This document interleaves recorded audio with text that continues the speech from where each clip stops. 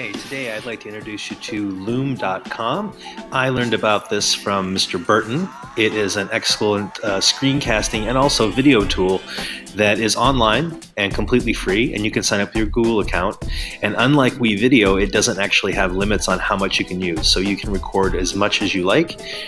Great for students to use, and I'll give you a little tour of the features.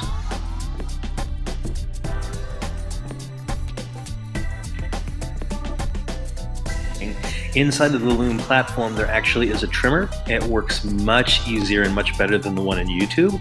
So it is possible to go into a video and tell it exactly where you want to clip something out at. Like I said, very easy to use, much more efficient and clean than the one in YouTube. So this is a great new option.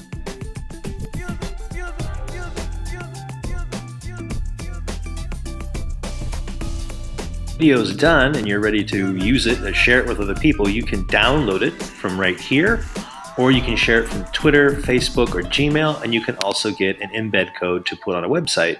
So very useful and very easy to use.